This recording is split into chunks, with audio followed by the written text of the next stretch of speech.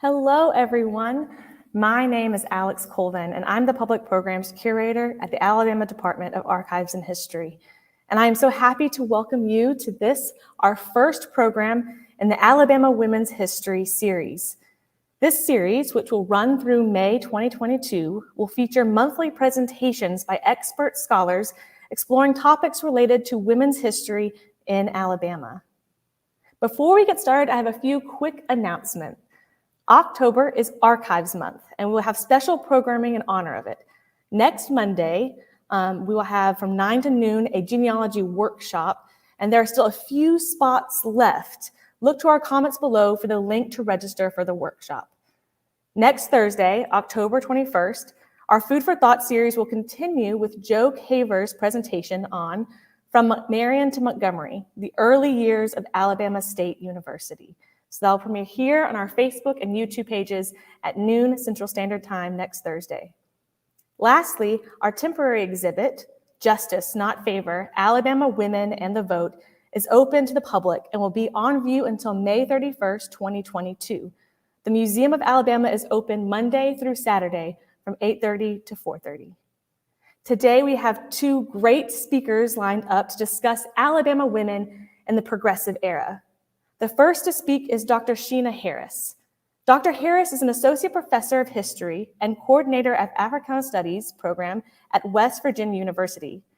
Prior to joining WVU in 2021, she served as associate professor and the inaugural director of student engagement at Tuskegee University. Harris's book, Margaret Murray Washington, The Life and Times of a Career Clubwoman, which came out this year, is the first biography of Washington. And she also has a chapter in Alabama Women, Their Life and Times on Margaret Murray Washington, which is available in our online museum store. And so here today to talk to us about Margaret Murray Washington is Dr. Harris. Dr. Harris, welcome. Hi, welcome. Thank you so much for having me. And it's such an honor and a privilege to be here with you again on this virtual platform. And so today I will be discussing just really briefly who Margaret Murray Washington is or was for Alabama and for the state and for the nation as well. And so who Margaret Murray Washington was, you can go to the next one. So we know that she started off by being born. And this is something that I think we take lightly, but something that her having a date and a year associated with her birth is something that many African Americans who were born during this institution of slavery oftentimes don't have the privilege of knowing the exact day and year.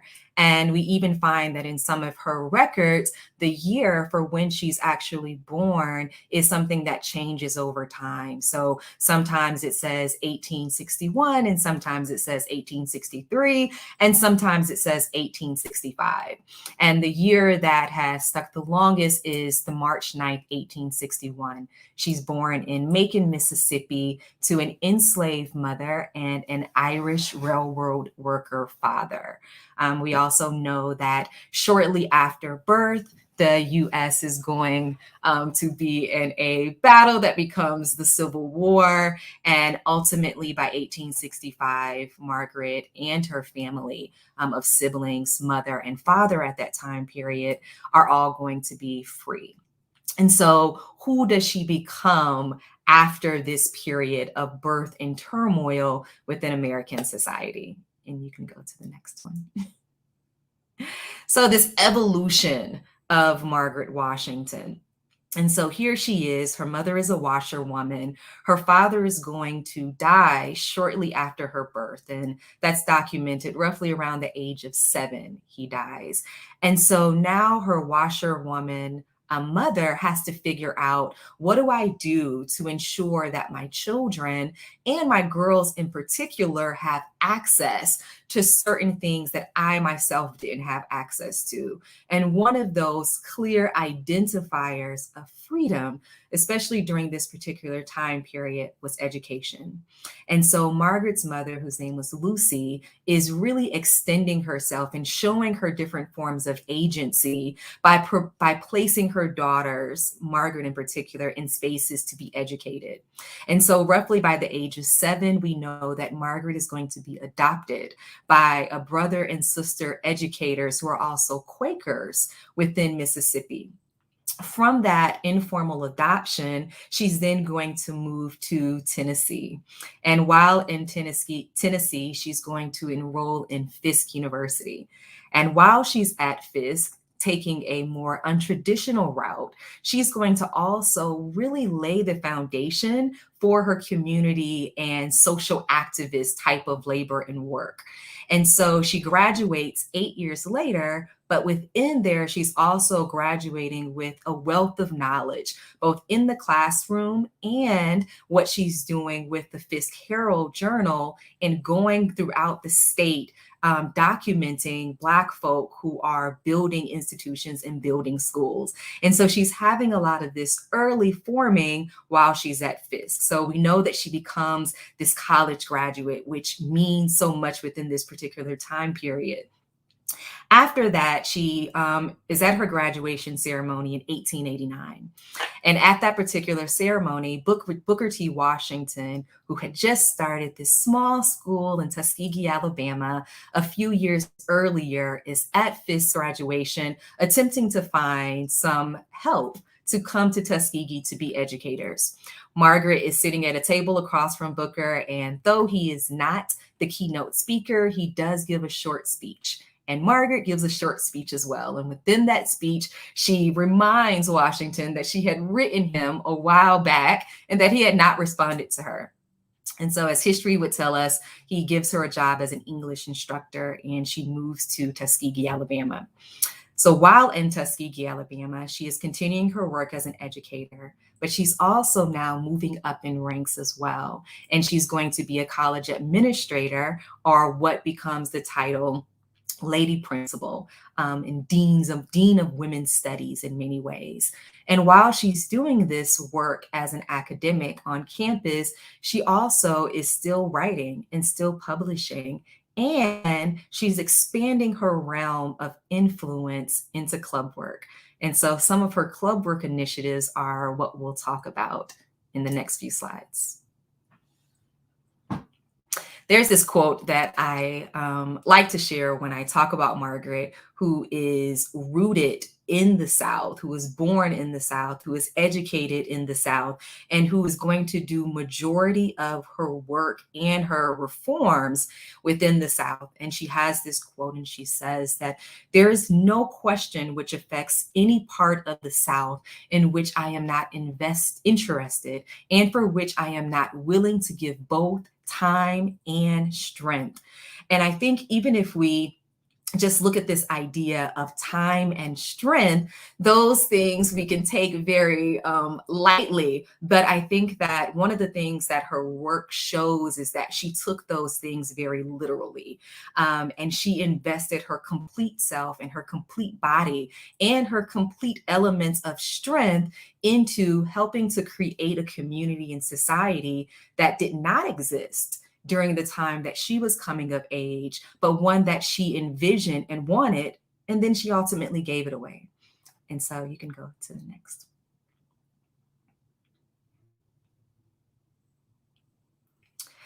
So one of the first types of organizational structures that Margaret is going to create is called the Mothers' Meeting. And the Mothers' Meeting in many ways is going to grow out of a need within the community that Margaret is going to immediately acknowledge and realize. And so Booker T. Washington is going to host farmers conferences where he brings in farmers and he brings in their wives and their children are also coming in, but the conference in many ways is speaking to the males within the space. And so Margaret is looking around and basically saying, this is a great space, but I see no place for women and children to really have voice and to really see how they are also important to this larger economic discussion that is happening amongst men. And so she gets this small space downtown Tuskegee, and she doesn't tell anyone about it. Many of the first reservations is that she wanted to ensure that it would go over smoothly. And so before telling anyone about it, she just randomly hosts a meeting downtown. And this is a quote that she has as she's thinking back on the meeting. And she says, "That first meeting I can never forget. The women came, and each one, as she entered, looked at me and seemed to say, 'Where is it?'"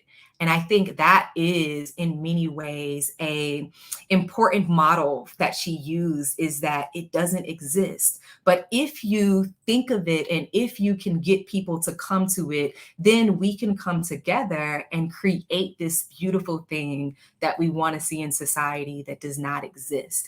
And this is one of her first initiatives, our efforts at doing that. And so she's getting the women and the children together, and she's really just having a forum of what is it that you need in order to be better mothers. Because if you're better mothers, then we can also help to raise better children as well.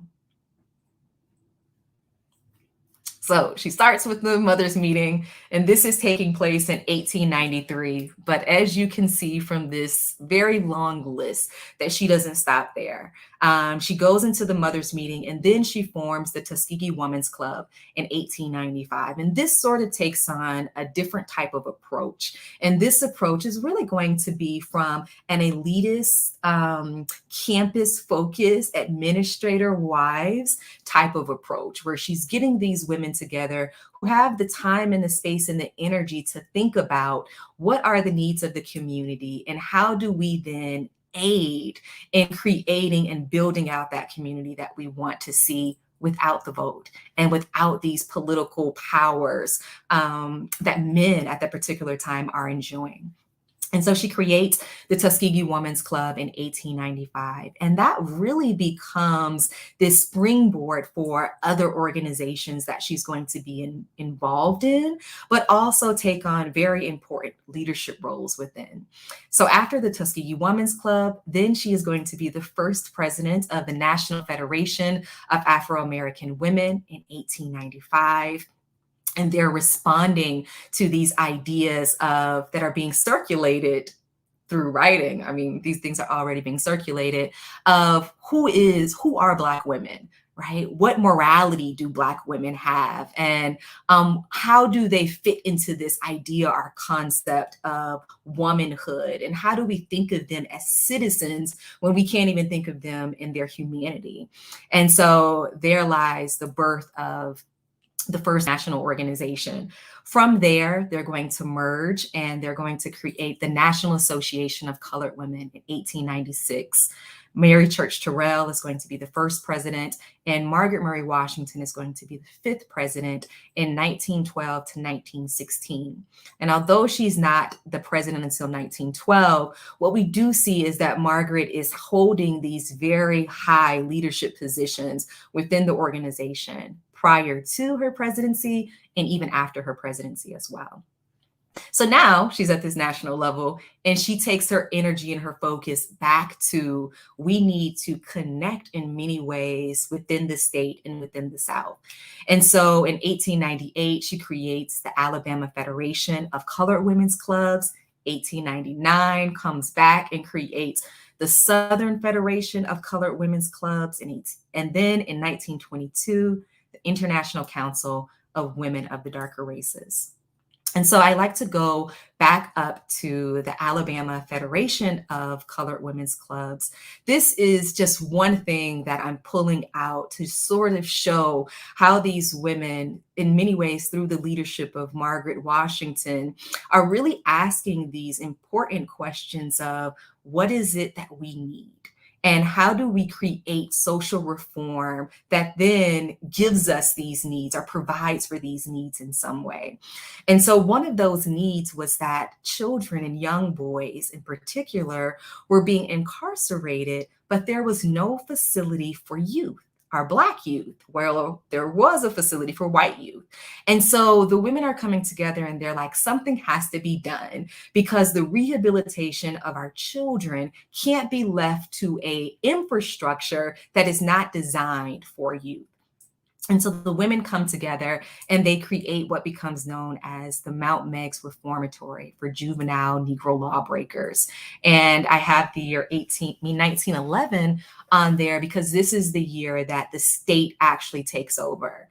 And so here you have prior to 1920 happening, but these women are really taking charge, not just of their personal lives and their personal selves in the sense of uplift and advancement, but also giving of their time, giving of their money to actually ensure that these institutions exist and that they're able to thrive well past their times over them as well.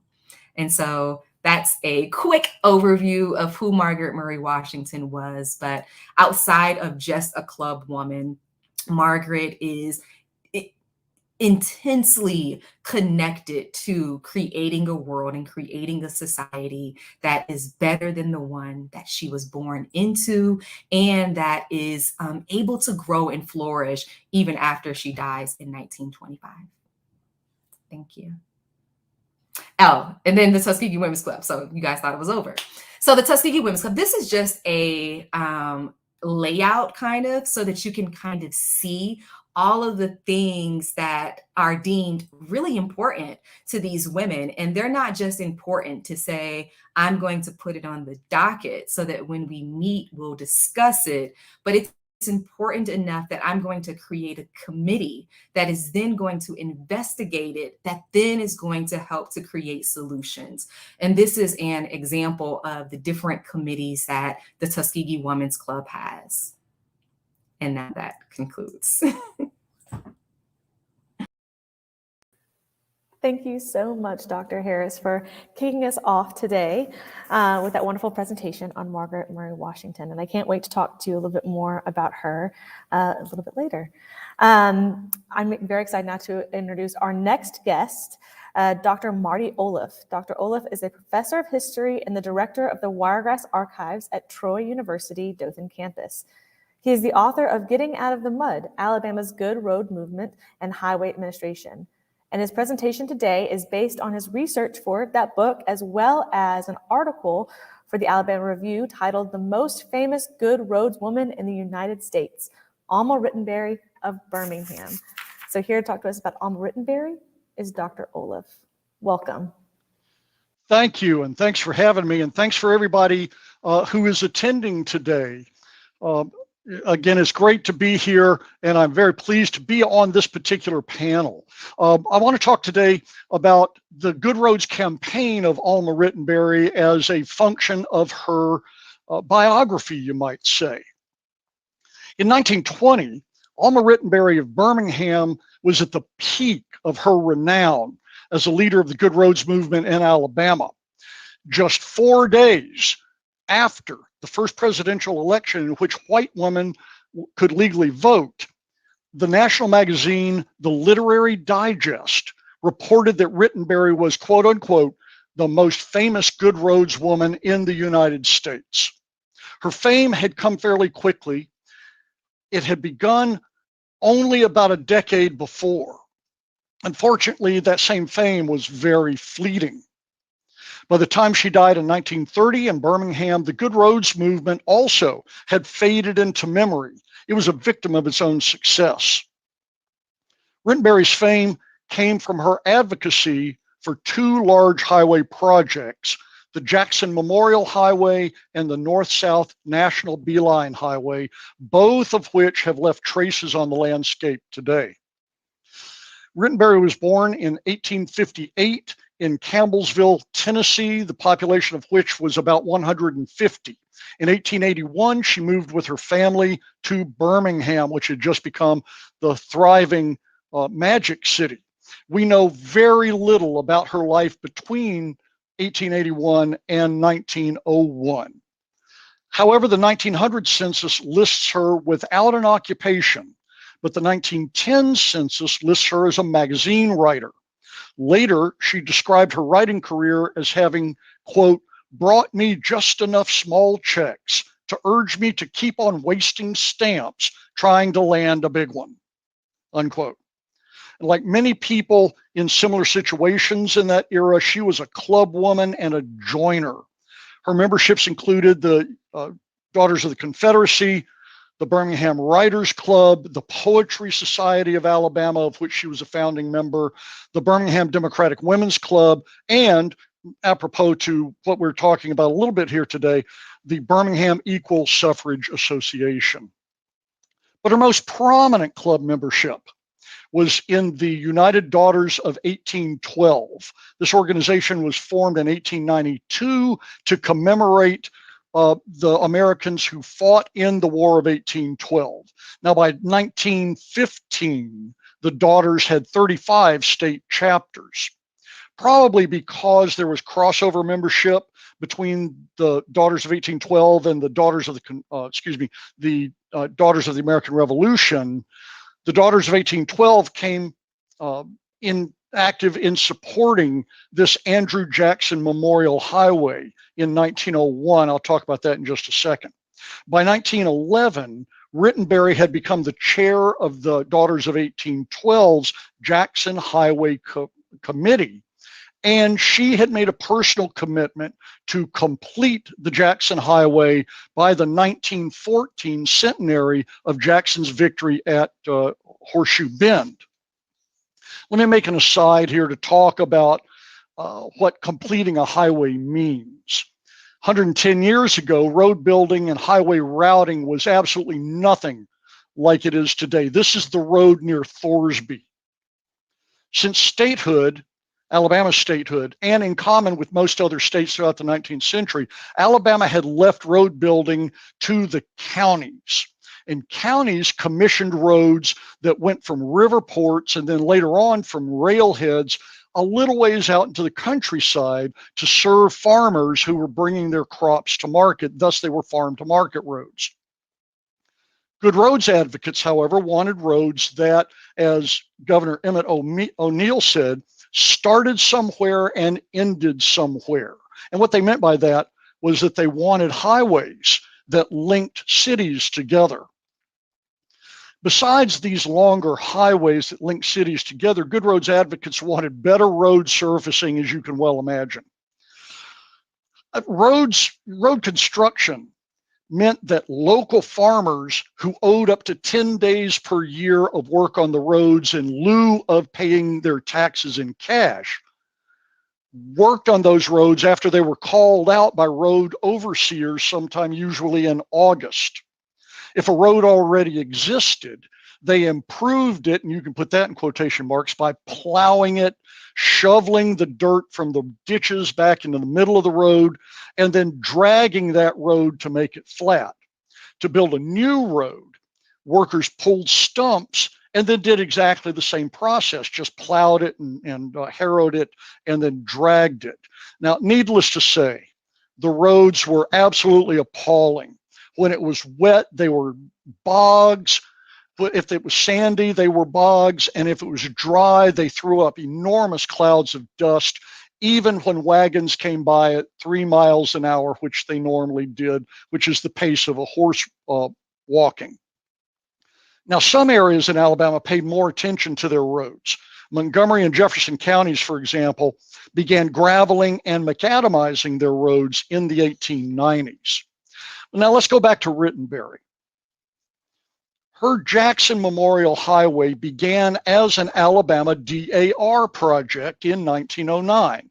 Local chapters of the DAR in counties that Jackson's army passed through on the way to Horseshoe Bend posted these kinds of granite markers along the stretches of roadway in their county that linked to stretches of roadway in a separate and adjoining county all along the route. Putting up these granite markers and routing that from one county to another constituted completing the highway. Now, the DAR in 1913 asked Congress for an appropriation to gravel and maintain all of the memorial highways that their state organizations had been working on, but that failed and the DAR veered off into other projects.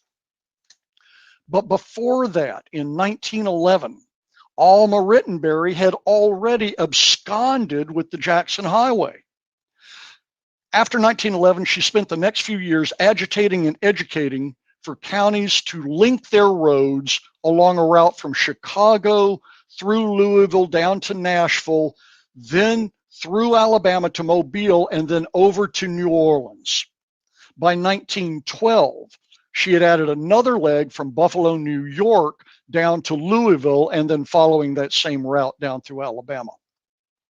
She traveled relentlessly, at least in 1911, 1912, up and down this route by train and automobile, speaking before chambers of commerce, civic clubs, county commissions, women's clubs, anybody that would have her. She paid for the first of these trips herself by selling subscriptions to the Southern Good Roads magazine for $1 a year, and she got a cut of that, and also by selling postcards of Jackson's home, the Hermitage. The 1914 centenary passed without much movement on the Jackson Highway outside of the DAR's work of linking those county roads together in Alabama. Rittenberry understood that the women's club movement simply didn't have enough cachet to get that job done. She changed tactics in 1915 by mimicking other good roads associations, particularly the Lincoln Highway Association that was in the process since 1912 of building a route from Washington, D.C. across country to San Francisco. What she understood was that these associations were run by men, usually very high-profile men. So Rittenberry operated behind the scenes to create her new Jackson Highway Association.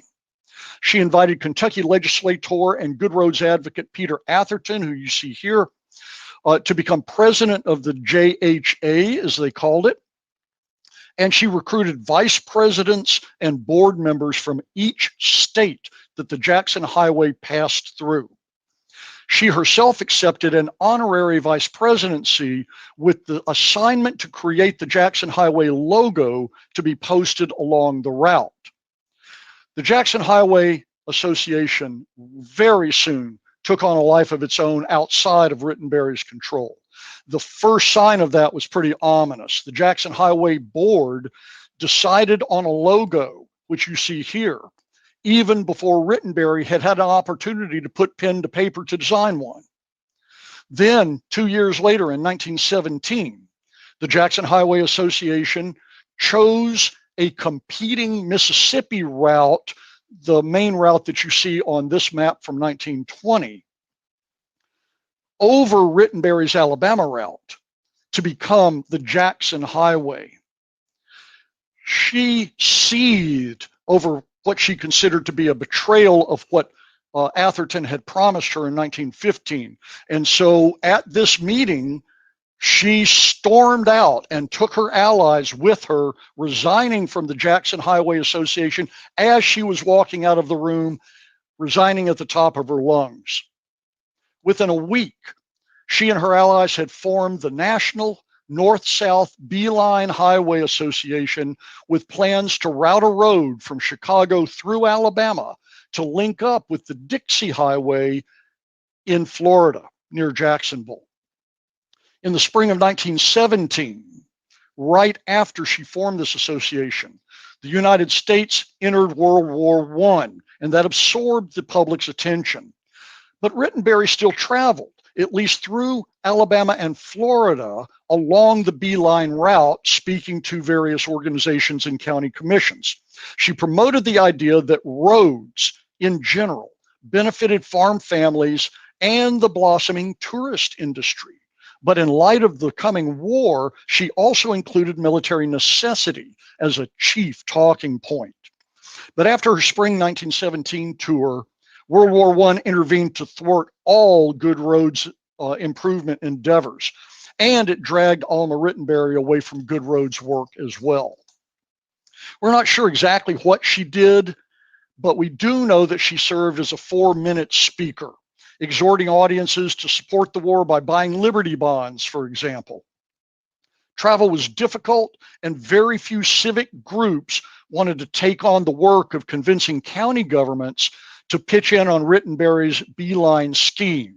But after the war, Momentum increased enough that cities along the route began bragging about being on the Beeline route, and they advertised it, usually in schemes that involved putting up billboards to bring people to town for camps and other facilities that they might need, so they'd spend money in these towns.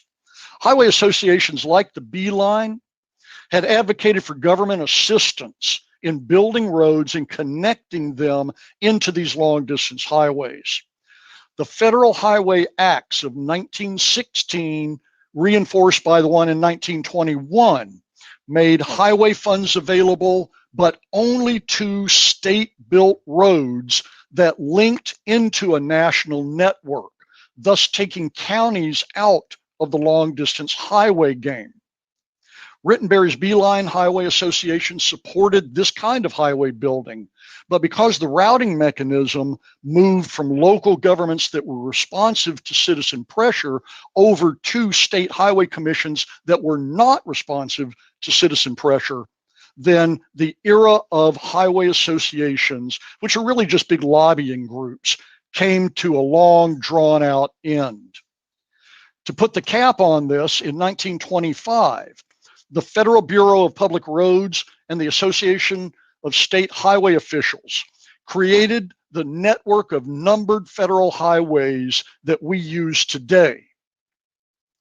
They deliberately refused to incorporate any of the named highways that groups like Rittenberry's promoted. In 1925, there were 250 named highways like the Beeline and 100 associations that were promoting these highways. Rittenberry's Beeline and her Jackson Highway routes were both incorporated into US Highway 41 south of Chicago, US Highway 31 from Nashville to Mobile, US Highway 90 from Mobile to New Orleans, and the Beeline from Montgomery to Marianna, Florida, down US Highway 231. Rittenberry, unfortunately, returns to obscurity after about 1922 until her death on April 17, 1930. In 1920, she was a census enumerator who recorded herself as a head of a household at her family home in Homewood, where her sister, 2 brothers, a sister-in-law, a nephew, and a boarder all lived. She remained the field agent of the Beeline Highway Association, and in that capacity, we know that she sent a letter of support for a bond issue to the Alabama legislature in 1921. Then she reappeared in 1929 in a Birmingham News article about the naming of A.O. Lane Park on Red Mountain in Birmingham. The 1930 census shows her as a boarder with a young grocer and his wife who migrated from Syria in 1914. Oddly enough, 2 of her sisters boarded in that same North Birmingham neighborhood near the current Birmingham Shuttlesworth International Airport. Now, what's slightly macabre about that is that the census was taken on April 18th, 1930, one day after Alma Rittenberry had passed away from heart failure in the family's Homewood home built by her father, Isaac, which you see here. And ironically, she's buried beneath this very slight headstone you see in the lower corner in the Campbell Rittenberry Cemetery in Campbellsville, Tennessee. And her final mile was on this dirt road that, when I took this photograph, still bore horse hoof prints, exactly the kind of road she had spent all of the 19-teens and part of the 1920s trying to eliminate. Like so many women in the progressive era, Alma Rittenberry was well known in her lifetime, but she's all but forgotten today. She had risen to prominence as a champion of the Jackson Memorial Highway, then of the Beeline Highway, but she wore many, many more hats. Primarily, she was an activist club woman. There's no adequate biography of her yet, which is something else that she shares with many prominent, publicly facing Alabama women of that era, both white and African American. And I hope that we can continue to rectify this in the future and turn our attention that's currently on women suffragists towards securing biographies of all of these under-recognized activists of a century ago. So thank you very much. Thank you so much, Dr. Olliff, and thank you, Dr. Harris, for starting us off with this Alabama Women's History series by highlighting these two women who not only shaped Alabama history, but U.S. history as well. And so it's so great, like you said, Dr. Olliff, to focus on these women, to be able to expand our knowledge about what these women were doing. We now have some time for Q&A, and so I want to quickly address the virtual audience that you can submit your own questions to Dr. Olliff or Dr. Harris or to both of our panelists. So just put them in the comments below, and we will be able to share them and bring them into this discussion. But I'd like to start off with a couple of questions of my own. The first question I'd like to ask is kind of, what is the legacy? What happens to these respective movements later into the 20th century? Both the club work movements as well as the Good Roads movement. You know, how do they go later on in the century? I can start it. So one of the things that we see, especially with the local women's clubs, is that they sort of change as the time changes. And so Margaret is going to be the president of the Tuskegee Women's Club until 1925 when she passes away. And then that kind of is going to be a position that is held by the wives of presidents that come after her tenure. They're adopting it, but they're also changing sort of what were these beginning initiatives that were born out of 1895 when the organizations are created. And then into the present, you really have the larger civil rights movement and the Black liberation movement that are then going to come in many ways take on some of these things that these local women were doing. And so you're seeing less and less of that day-to-day boots on ground activism that we see from 1895 to 1925, but they're still around. Like today, the Tuskegee Women's Club is still there, but it just carries on a different type of mission. And its leadership just changes over time as the institution changes as well. This is the same kind of thing that I've seen in my few dealings with women's clubs, both as an archivist and as a researcher. They're still around. They emphasize sometimes more of a social aspect. They're there for women. If like in Dothan, very small town, fairly tight and cliquish. And so a lot of women belong to one or more clubs. In fact, sometimes women belong to many clubs. And some of these clubs have a fair amount of power in society, but not a lot of political power. And once in a while, they'll get involved in some kind of political issue. But it's my experience that they start to see these things as fairly potentially fragmenting of the club. People get different political opinions in the club, and they're afraid that that will spread somewhat into the other clubs that they're associated with. But I can also speak to the Good Roads movement. What the Good Roads movement asked for was first well-paved roads that didn't look like that thing from Thorsby that I showed you, which is not that untypical. And then they asked for roads that were routed in long distances. Well, to pave roads, think about how they were working on roads. They were using animal power and human power. But when material got heavy, they couldn't use that kind of power. They had to use machine power and to pave roads. And so that meant that since roads were not profitable, that government got involved in the paving of roads. Also, government got involved in the routing of roads. And why they did that is relatively complicated, but they started paying for the routing of roads. and there was a lot of pressure from the federal government to route roads a particular way. Basically, it took the counties out of having to route their roads from one place to another unless they just wanted to. So they could focus their money on improving their roads over time. They didn't have to any longer try to coordinate with other counties. Yeah. Again, like I said, that these associations were, whether they were small associations just looking at good roads, or county associations, or they were looking at long distance interstate roads, they were just lobbying groups. There was nobody to lobby after a while. So even the most doggedly determined good roads advocate like John A. Surroundtree, as much as he could force his Bankhead Highway and United States Good Roads Associations onward, it was by sheer force of will. And he only lasted till about 1927 doing this. He lived until 1936. But by 1927, we don't see much churning of these lobbying organizations anymore. All of that initiative had moved over to government. And that's why I say that the Good Roads movement, like I did a little bit earlier on, was a victim of its own success. It had a goal, and then it achieved that goal, so then there was no longer a reason for the movement. Whereas, and it didn't know what to do with itself after that.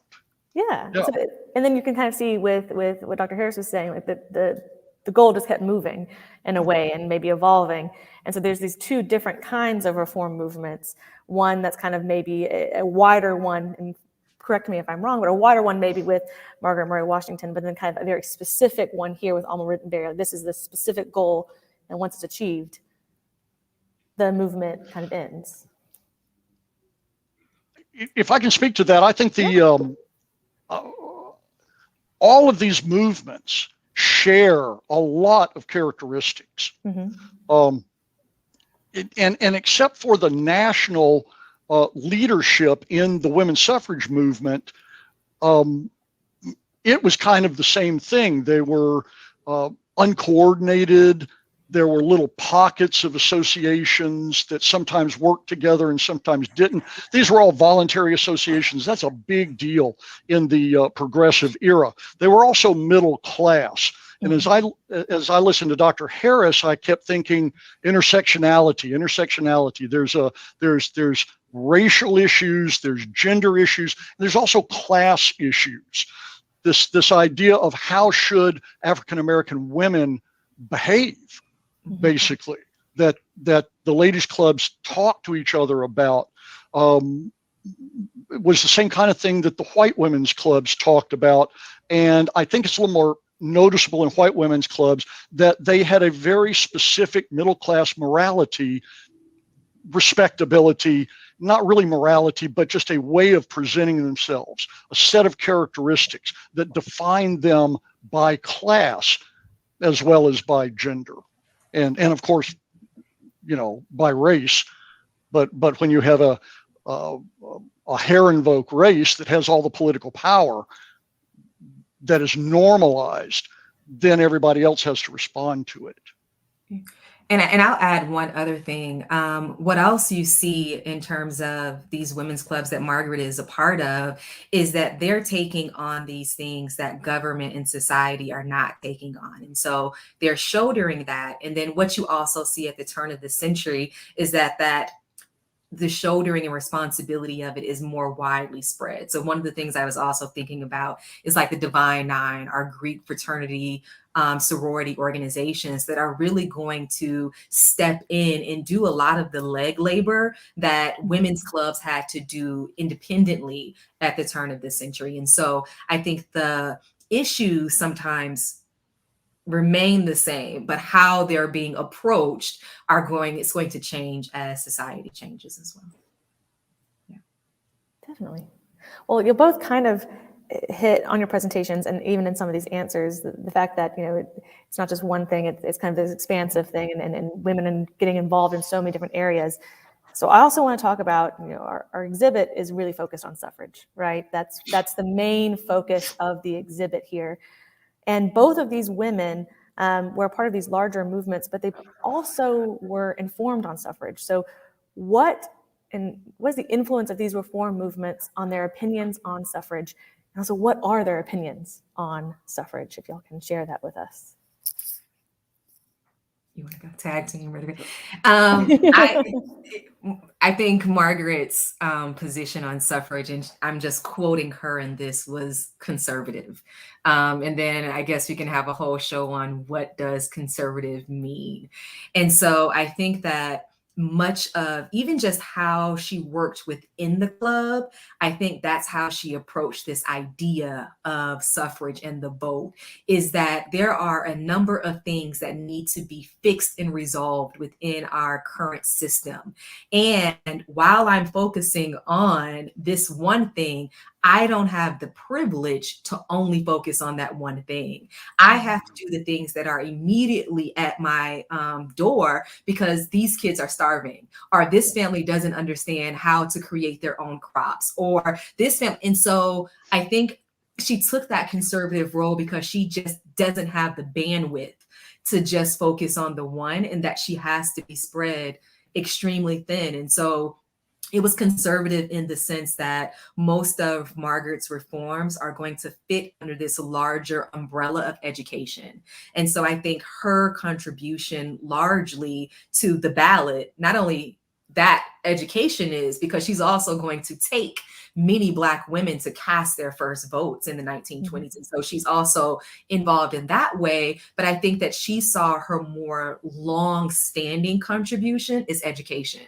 So when this vote does eventually come, when men decide that women should have the right to vote, when society progresses to see that we're not second-class citizens, but we're first-class, when these things happen in society, I can't be so concerned on that. I have to be focused on this, and this is what's going to. And so when that happens, we'll be prepared. We'll be ready. We'll be educated. We'll be. So all of the negative things that are coming into the community of, oh, the Black vote is being bought. Oh, alcohol is contributing to this, that. So I have to fix these things. And so I think conservative to the sense of, it was a part of her mission. It was a part of all of the club organizations that she's a part of. I think that it never was number one because she never had the luxury for it to be number one. I have no idea. Did you hear me say that we need some biographies, and Rittenberry doesn't have a biography yet? Rittenberry's only biography is some of the little stuff that I've written, and what a few other people know, and we're focused on the material that she has provided us in her writings in primarily Good Roads magazines. So we know a lot about her contributions in the Good Roads era and in the Good Roads movement, but we don't really know that much else about her. That's why she kind of disappears from 1881 until 1909. And we only know about her in 1909 because of what she is saying in 1911, when she backs up and talks about her work in 1909. And we don't know anything really about her in the 1920s, except for this one newspaper article and a few dribs and drabs that I've grabbed. If we could get into the records of the Birmingham Equal Suffrage Association, we could probably find where she contributed, but I suspect that she was in her 60s in the 1920s. And so I suspect that she was a behind-the-scenes player. She had spent a lot of effort in the 1910s when she was in her 50s, pushing both the Jackson and the Beeline Highway Association. And I suspect she was tired. So when would she have been most effective, I ask myself, dealing with things that were going on about suffrage? And that obviously would have been in the period from 1917 to 1919. But I haven't found anything about her pronouncements about suffrage in that period of time. I also suspect that she would not have taken a broad view about suffrage like she did about the Good Roads movement, that she would have responded when there was something to respond to, like, what was it, 1915, when the state legislature was looking at suffrage in Alabama. And then again in 1919, when the national amendment came to the fore, and Alabama legislature voted against it. I suspect she was involved in those two campaigns, but it would have been very narrow and in a very short period of time. However, she was, for her time and her and all of this, she was a gender liberal, I suspect. You might say that women, it was either that women had the same rights as men, or there's a space for me and I'm going to take care of it and all the other women can take care of themselves. And we've seen that in the 1970s and 80s. So I don't know. Definitely. I have an opinion, but I don't know. An informed opinion on, where she might have fallen in with it. I find that so interesting because both these women, there's this other issue to them that is kind of taking precedence. And suffrage is there, and suffrage is something they're definitely thinking about, but not necessarily, like you were all saying, they're number one, not the number one issue in front of them at that time. And before we get to some audience questions, I have one more question I want to ask you. So even though suffrage wasn't their number one issue at the time, how does getting the vote maybe change the way that these reform movements work? How does that change women's participation in these kind of reform movements, or does it even change the very nature of them? I would say during Margaret's lifetime, not much. Yeah. I think that the vote for many Black women at that particular time was, it meant something in the sense of, this is a proverbial box that we're checking, that this now has been accomplished. But I think very similar to the 13th Amendment and the 14th Amendment and the 15th Amendment, that those are things that they still had to fight for direct and 100% inclusion into. And so while the vote is being, the 19th Amendment is being amended, you still have stronger restrictions to the vote and being able to cast the vote. And so in her time period, I'll say not much, but it was symbolic. It was symbolic that change was underway, and those were the undercurrents that we're seeing. But it's not until, I mean, we can talk about the vote today, right? And how it still challenges to it. But I think that in her life, she's not going to see much revolutionary change. No. I suspect it's fairly similar for Alma Rittenberry. I suspect she voted. I'd like to know if she voted in the 1920 presidential election. And I'd like to see if she continued on with the successor organizations to the National Association of Women's Suffrage, a National American Women's Suffrage Association, pardon me, that, split into the Women's Party at the national level and the League of Women Voters. But I don't know what she did. Like I said, I suspect she voted. She was active in the Birmingham Democratic Women's Club. So regardless of whatever other liberalism she had, she was a conservative Democrat, at least in racial issues, I can guarantee it. But again, without these records and without her own statements about these things, we just don't know. Exactly. So there's kind of this moment where I think we often want to think that 1920 things changed radically and they improved. But the thing is that, while things are always incremental, right? It's one thing maybe is gained. Maybe, especially for Alma Rittenberry, maybe she has a little bit more political say because she has the vote. But just like Dr. Harris was saying, there was still so much of the story left. And that's the exhibit here expands all the way to the 1960s and beyond, because it can't just stop in 1920 in Alabama, not in the whole nation, but especially not in Alabama. The story has to continue. We have some really great audience questions I'd like to share with y'all. So from Laura Hill, Dr. Harris, where were the other clubs in the Alabama Federation located? So you have them So- throughout the state. Oh, okay, go. No.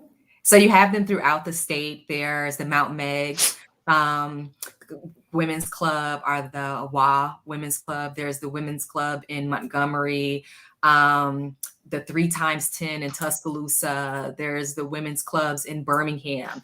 And so one of the things that Margaret is doing as she's creating that, the Alabama Federation, is she literally is going from county to county, from city to city, to sort of see what's happening in Tuskegee is not happening in a vacuum, and what's happening across the state is not happening just in this state, and what's happening in the South. And so her idea was that we're greater in numbers. And we're able to solve these issues. If one community has successfully done it, then they can give that to the other. And so it's throughout the entire state where she's doing this. And she even goes into Mississippi, which is her home state. And so that's going to be some of the precursors for saying, hey, we need one for the South, because Northern women have created this model of connecting that she didn't feel that the South had in that particular time. So I don't know if I answered your question, but her goal was to create one in every city where you had a sizable Black population. Perfect. So she was kind of actively going around and recruiting in a way. Absolutely. And so around the state, that's exactly answers the question. You gave some specific examples. So we also have here from Scotty E. Kirkland, a question for both of today's participants. Since you have both published your works on these two progressive era women, what topic or topics are you working on presently?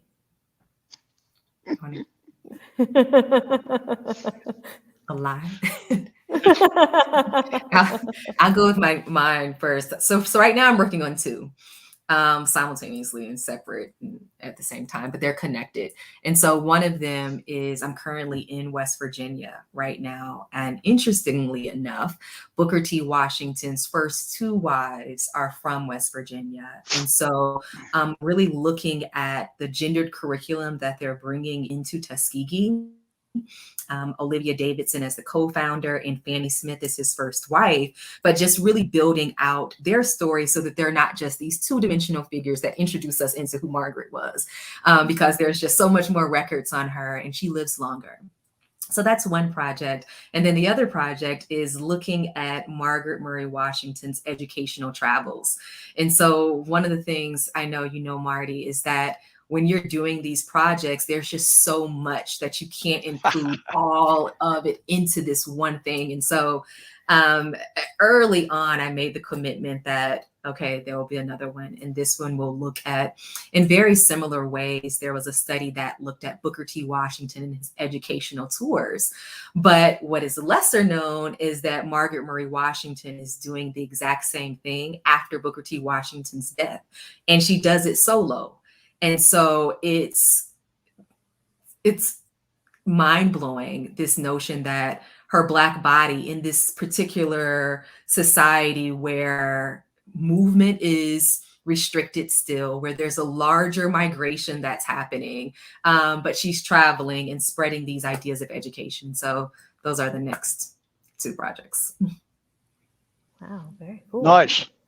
I know where that question came from. I was bragging on Twitter yesterday that last week I had actually on Monday I had sent in the approval for some proofs of one article, and on Tuesday I sent in some corrections on proofs of another article, and then Scotty chimes in on this and gives me a hard time about it. But those two articles are in, one is on good roads in Florida. Another is on an idea that I had and a co-author working with me had about a model for creating a network of archives, which is actually my real job. But as far as the bigger projects go, I'm working on editing a book that a friend of mine put together, a former professor of mine put together, and I'm going to end up being a contributing editor to it, about road surfaces that we don't ever hear about. And the one that got me hooked on that, it's like, I didn't care about plank roads. I don't care about metal roads. I already knew about those. But I was really interested when he told me that he also has an article on cotton roads. And they'd use sheets of cotton for about 5 years in South Carolina, and then they gravel over the top of them. Well, okay, so I'm hooked on that project, and which I have not moved forward on. And I also have another one. I want to tell the story of a 1920 military convoy along the Bankhead Highway that mimicked one that happened in 1919 along the Lincoln Highway that gets all the attention because all the records are at the Dwight D. Eisenhower Presidential Library because Ike was on that trip. So I'm doing the 1920 one that was a response to that because Senator John Bankhead wasn't going to have the Army going along the Lincoln Highway without a similar trip going along the southern Bankhead Highway. So those are projects that I'll never get around to finishing. But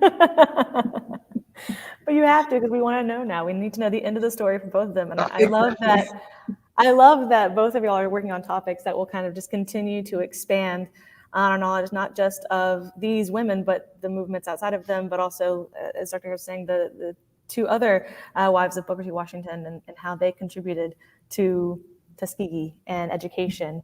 And so I am very excited now to see where y'all both go with it. So that is, unfortunately, that we have to now end for time, but I just want to thank you both so much for your amazing presentations and this discussion to kind of help us understand how Alabama women have shaped history, both in the state and beyond. And so thank you both so much. And thank you to everyone who joined us today to hear about Margaret Murray Washington and Alma Rittenberry. I invite you to join us again next November 11th, not next November, November 11th for our next part of the series, when we will have Haley Aaron talking about World War I nurses. So that's on November 11th, Veterans Day, here on Facebook and YouTube. And I also encourage you to come to Justice Not Favor, where you can see both of these women, Margaret Murray Washington and Alma Rittenberry, featured in our exhibit on the first case on progressive era women. So I look forward to seeing you all later.